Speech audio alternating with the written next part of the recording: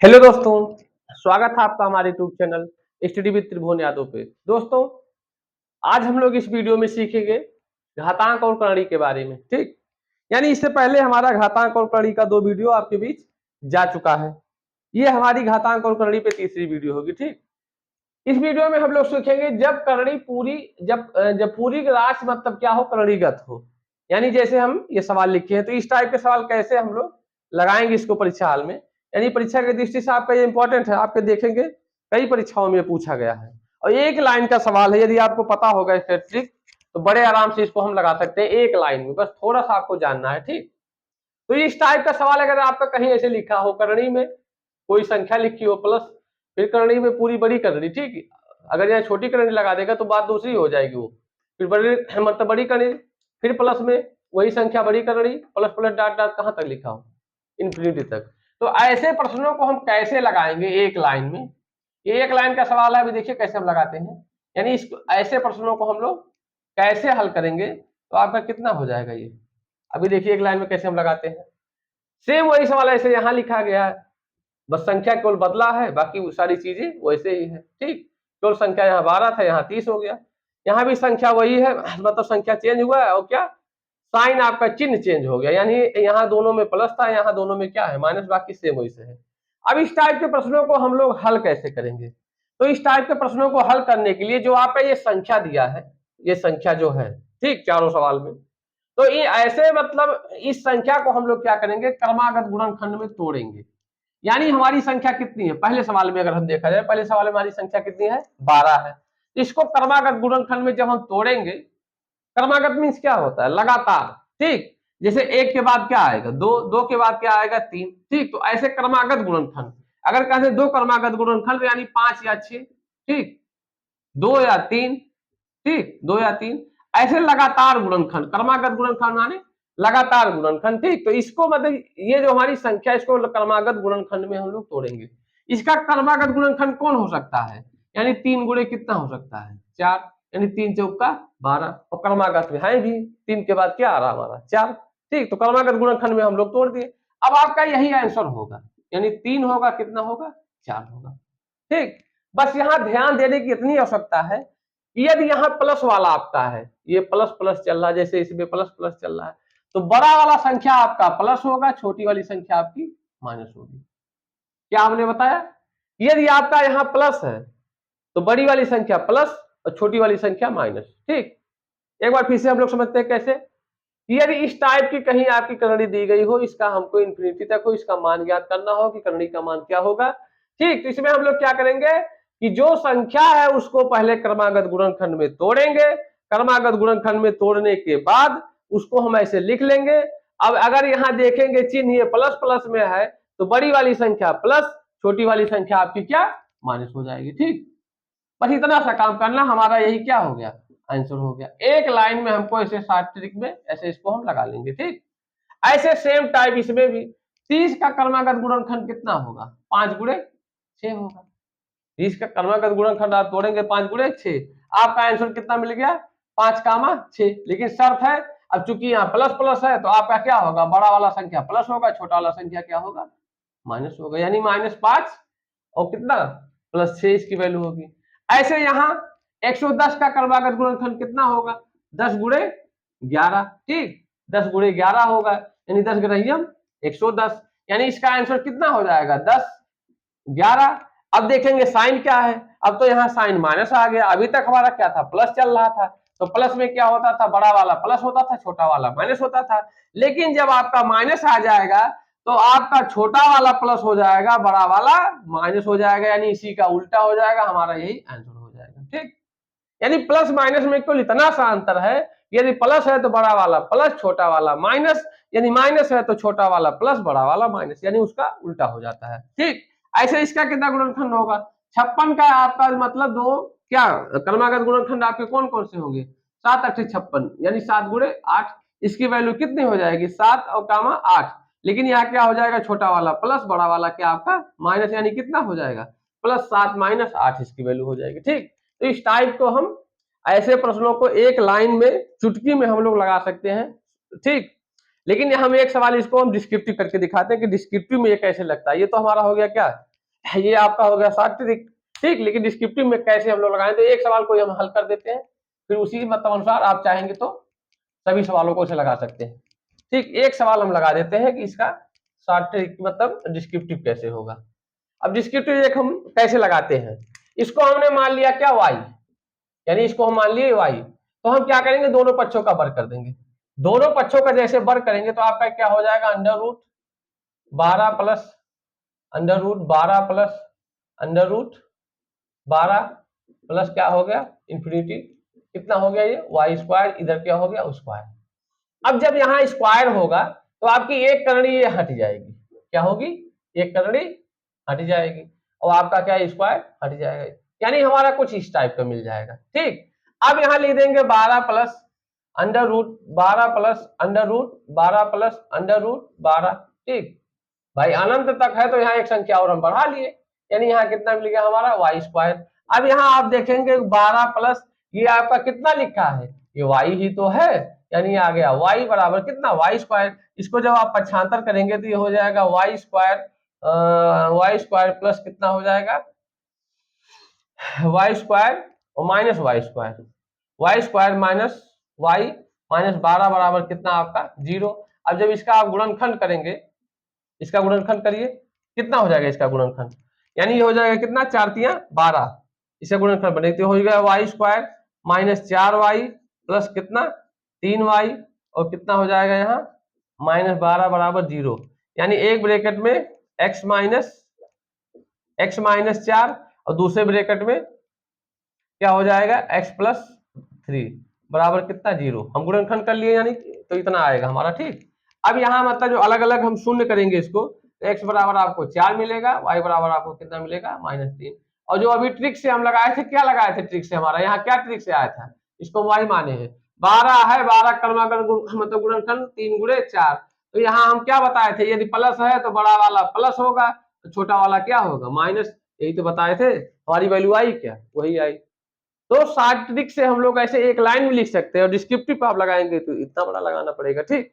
तो इस प्रकार से ऐसे प्रश्नों को हम बड़े आसानी से हल कर सकते हैं। आइए देखते हैं दूसरे टाइप के करणी के प्रश्न।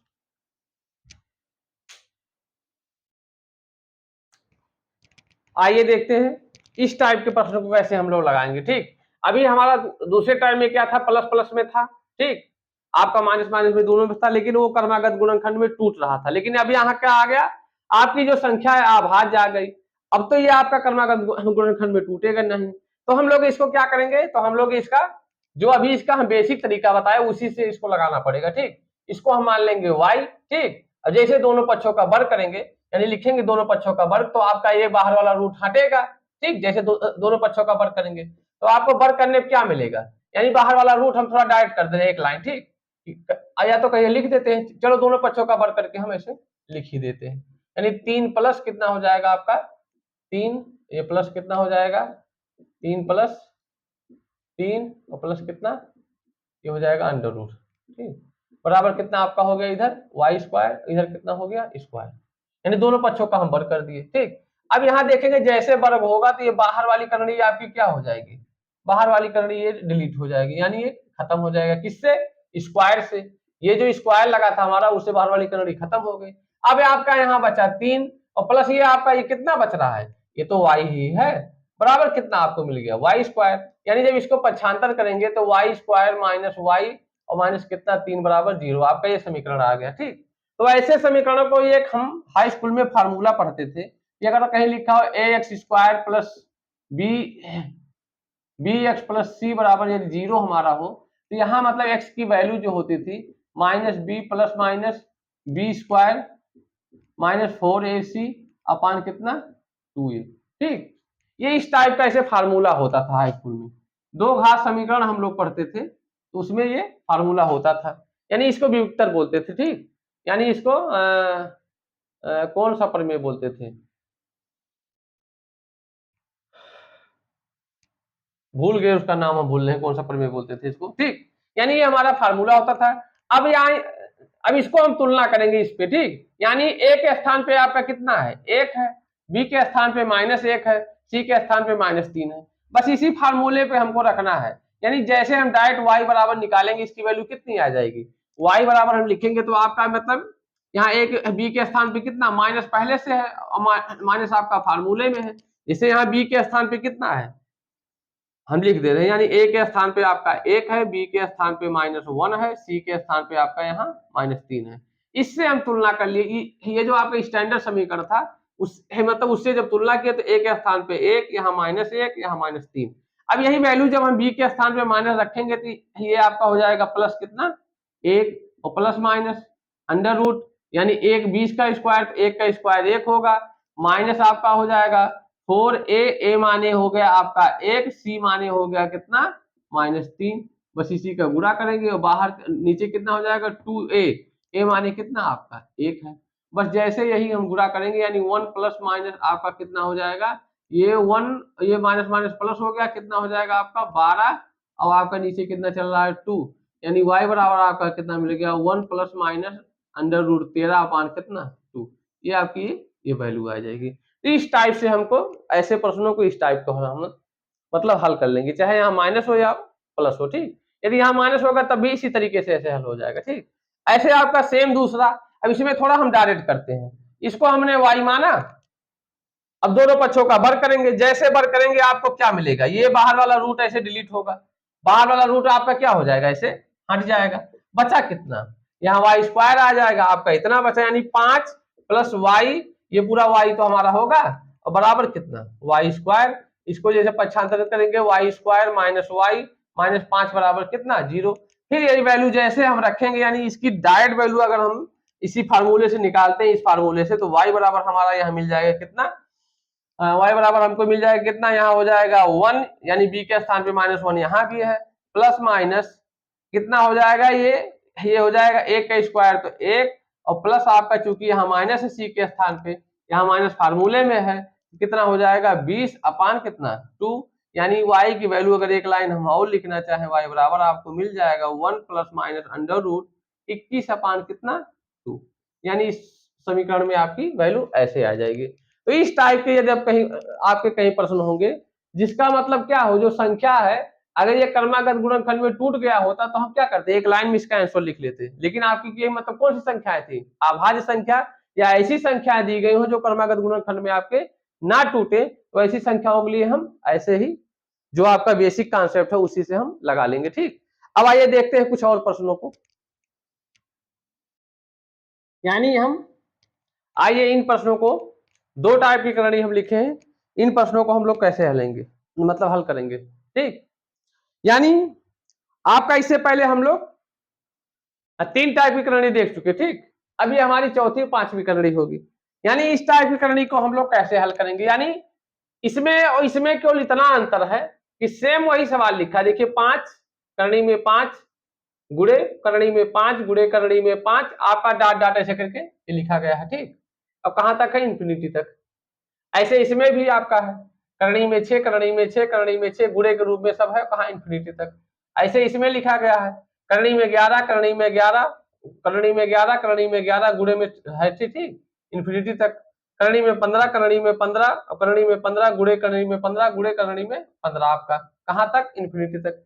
यदि आपके ऐसे सवाल इसमें क्या अंतर है करनी में 5 ये आपका करनी में 5 गुणे करनी में 5 गुणे करनी में 5, यहाँ क्या है ये आपका केवल 3 करनी दी गई है, यहाँ इसमें क्या मतलब अंतर है ये इनफाइनाइट यानी अनंत तक की करनी लिखी गई है, ये आपकी कितनी करनी लिखी गई है 3 करनी है, यहाँ 4 करनी है, इसमें 4 है इसमें 4, यानी आपकी ये सीमित करनी है, ठीक। इसमें क्या है अनंत है, तो जब ऐसे सवाल आएंगे तो इस टाइप के प्रश्न एक लाइन में लग जाएंगे, यदि अनंत तक लिखा हो सारी करणियां गुणा में लिखा गया हो सारी संख्याएं सेम हो यानी 5 5 5 5 5 6 6 6 6 6 11 11 11 15 15 15, इसमें संख्याएं सब क्या है सेम है, 15 मतलब सॉरी संख्याएं आपकी क्या है सेम है और सब क्या है गुणे के रूप में लिखी गई है करणी के रूप में लिखी गई है और कहां तक लिखी गई है अनंत तक लिखी गई, तो ऐसी करणी का मान इसका 5 इसका 6 इसका आंसर कितना 11 इसका आंसर कितना 15, एक लाइन में ऐसे हम लिख लेंगे, बस खाली हमको चेक क्या करना है कि करणी जो हमारी दी गई हो गुणे के रूप में लिखी गई हो सारी संख्याएं सेम हो कहां तक हो अनंत तक हो, तो ऐसी करणी का मान मतलब इसका मतलब आंसर यदि लिखना हो तो वही जो करणी में संख्या लिखी गई हो वही उसका आंसर होता है, ठीक। जैसे करणी में यहाँ संख्या 6 लिखी थी, इसका आंसर 6, इसका आंसर 11, इसका आंसर कितना 15। एक लाइन में हम लोग ऐसे लिख लेंगे। और आपके परीक्षा में पूछा जाता है, इंपॉर्टेंट भी है परीक्षा की दृष्टि। इसमें बस एक सी बात आपको ध्यान रखना है कि सारी करणियां गुणा के रूप में लिखी गई हो, जैसे 5 करणी में 5 गुणे करणी में 5 गुणे करणी में 5 गुणे करणी में 5, और सभी संख्याएं सेम हो। यानी जो पहले 5 लिखा हो तो सब में 5 5 हो, 6 लिखा हो तो सब में 6 6, 11 लिखा हो तो सब में 11 11, 15 लिखा हो सब में 15 15, और हमारा क्या हो, कहां तक हो करणी, इनफाइनाइट तक हो, यानी अनंत तक हो।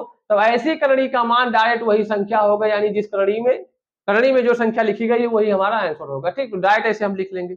यानी ये करणी आपकी बेहद आसान है लगाने में। ठीक, बस आपको खाली 2 कंडीशन टर्म चेक करना है कि सब गुणे में हो, सारी संख्याएं समान हो, कहां हो, अनंत तक हो। लेकिन ऐसी करणी जब हम हल करेंगे तब यहाँ क्या आपको कंडीशन आएगा, जब ऐसी करणी को हमको हल करना होगा, यानी इसमें करणी की संख्या कितनी, 3, इसमें करणी की संख्या 1 2 3 4 करणी है। ठीक, यानी √6 और सब गुणे के रूप में लिखी गई है, लेकिन यहाँ करणी क्या है, सीमित है। यहाँ करणी क्या थी, अनंत थी। ठीक, यहाँ भी करणी कितना, करणी में 6, करणी में 6, करणी में 6, करणी में 6, यानी गुणे के रूप में सब लिखी गई है। और कितनी करणी आपकी है, 4।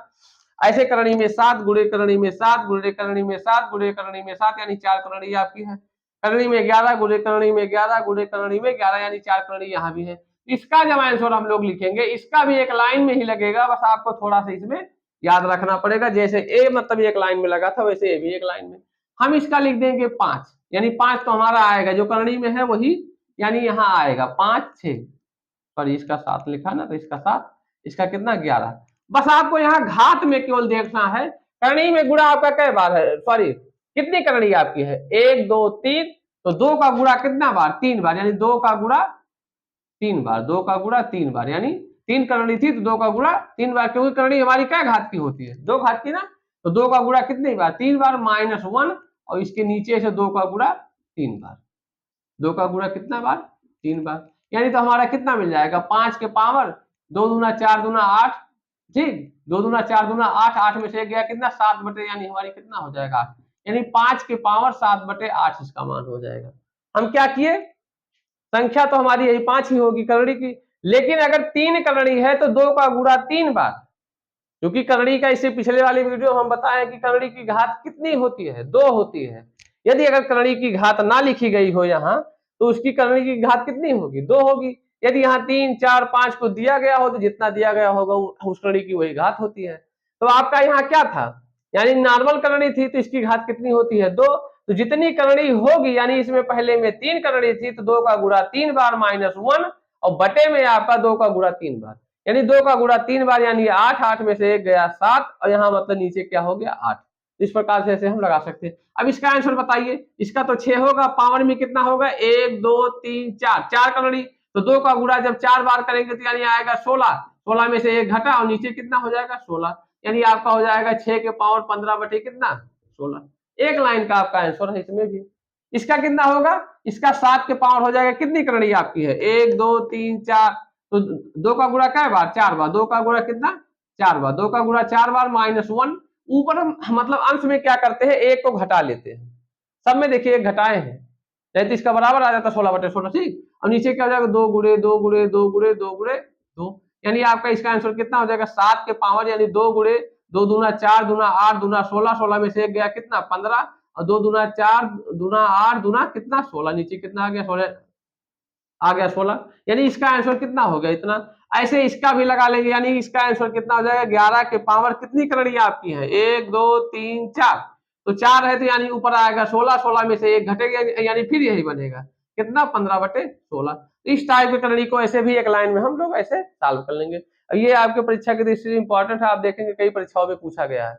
यानी जो ये करणी हम बता रहे हैं 5 टाइप की करणी कुल बताएंगे, यानी अब इसके बाद एक करणी और बची है आपकी। ठीक, इस 5 करणी में से आपके परीक्षा हाल में एक ना एक क्वेश्चन आपको 100% देखने को मिलेगा। ठीक, और जितने करणियां हम बताए हैं सब पे ट्रिक बताए हैं। ठीक, आप अगर खाली उसको ट्रिक को अगर आप याद कर लेंगे तो एक लाइन में यानी सेकंडों में आप देख के करणी परीक्षा हाल में लगा सकते हैं। ठीक, अंतिम करणी अभी इसकी है, आइए मतलब उसको हम लोग देख लेते हैं कैसे वो लगता है। यानी इस टाइप की करणी में हम लोग कैसे लगाएंगे, इसमें आपको सबको मान का ज्ञात करना। ठीक, इस करणी का मान ज्ञात करना है कि इसका मान क्या क्या आएगा। ठीक, तो आइए हम लोग ये भी करणी आपकी मतलब इंपॉर्टेंट है परीक्षा की दृष्टि से, आपके परीक्षाओं में पूछा गया बार बार इस टाइप के सवाल, ठीक। यानी ये करणी के टाइप में हमारा अंतिम टाइप है, जितने भी करणी हमने आपको बताया इससे पहले, ठीक। यानी कितने, लगभग 4 या 5 टाइप के बताए, जो कि आपको, ये आपका एक टाइप आपके परीक्षा हाल में आप देखेंगे, यदि आपका गणित पूछा गया तो उसमें अगर करणी से क्वेश्चन आया तो आपका यहीं से आएगा, 100% यहीं से आएगा, और ये क्वेश्चन आपको बड़े आराम से मिल जाएगा, ठीक। और यदि आप इसको वीडियो को अगर बढ़िया देखेंगे तो आपको 1 सेकंड में ये मतलब ऐसे सवालों को हल कर लेंगे, ठीक। जो हमने आपको शॉर्ट ट्रिक बताया अभी, उससे आप 1 लाइन में इसको हल कर लेंगे।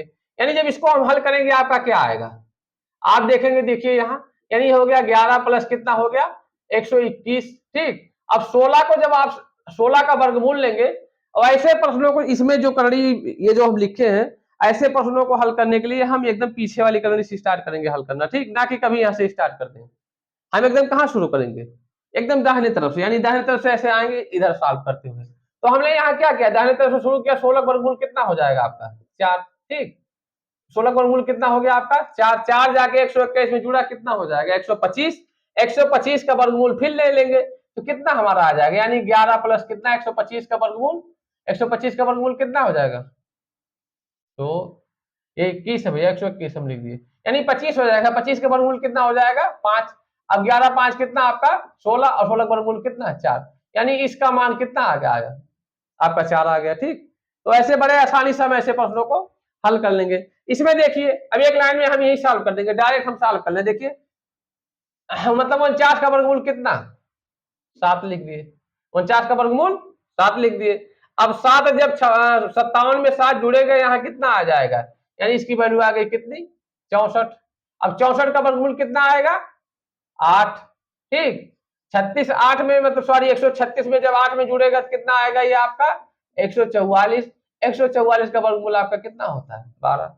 इस टाइप का सवाल ऐसे बड़े इजी से लग जाता है, ठीक। ऐसे इसका 36 का वर्गमूल 6 हो जाएगा, 6 जब 10 में जुड़ेगा 16, और 16 का वर्गमूल 4, 4 यहां जोड़ेंगे 25, तो 25 का वर्गमूल 5, 5 जब 76 में जोड़ेंगे कितना आएगा आपका 81, 81 का वर्गमूल कितना 9। कितना आसान है ये, बहुत आसान सवाल है, ठीक है। ऐसे यहां शुरू करेंगे, 9 का वर्गमूल कितना आएगा आप बताइए 3, 33 में 3 जुड़ा 36, 36 का वर्गमूल 6। अब 19 में 6 जोड़ेंगे 25, 25 का वर्गमूल 5, ठीक। अब यहाँ 5 जोड़ेंगे 54 में, 54 में से 5 घटा लेंगे, सॉरी जोड़ना थोड़ी है, यहाँ घटाना आज कितना आएगा आपका 49, 49 का वर्गमूल आपका कितना 7। कितना आसान है, ठीक। ऐसे यहाँ 81 का वर्गमूल 9 हो जाएगा, ठीक। 25 में से 9 घटा, कितना बचेगा आपका 16 बच जाएगा, और 16 का वर्गमूल कितना 4, 32 में 4 जोड़ेंगे कितना आपका हो जाएगा 36, और 36 का वर्गमूल 6, 106 में से आपका 6 निकल गया, कितना बचा 100, 100 का वर्गमूल आपका कितना 10 आ जाएगा। ऐसे इसमें भी 16 का वर्गमूल 4, ठीक। 4 इसमें से निकल गया, कितना बचेगा 16, फिर 16 आ गया, अब 16 का वर्गमूल फिर कितना हो जाएगा, फिर ये 4 आ गया। अब जब 29 में से 4 निकल जाएगा कितना आएगा 25, और 25 का वर्गमूल 5 हो जाएगा भैया, लो 5 हो गए, ठीक। और 5 जब 30 में से निकल जाएगा यानी आएगा 25, और 25 का वर्गमूल कितना हो जाएगा 5। यानी इस टाइप के सवाल को आप ऐसे परीक्षा हाल में बड़े मतलब आसानी से लगा सकते हैं, ठीक। उम्मीद करते हैं जितने भी 5-6 टाइप की करनी हमने आपको बताया वो आपको समझ में आया होगा, ठीक। यदि आपको समझने में कहीं मतलब अगर दिक्कत आ रही हो तो आप वीडियो के कमेंट बॉक्स में आप जाके कमेंट करें, ठीक। फिर हम उस पर एक छोटा सा वीडियो बना देंगे, ठीक। उम्मीद करते हैं आपको समझ में आएगा। अब इसके बाद करनी के आपके 2 वीडियो आएंगे, एक में नियम रहेगा और एक में पीआईक्यू, ठीक। यानी प्रीवियस ईयर क्वेश्चन हम कराएंगे, तो आपकी करनी की चैप्टर भी यानी घातांक और करनी का चैप्टर आपका समाप्त हो जाएगा, ठीक।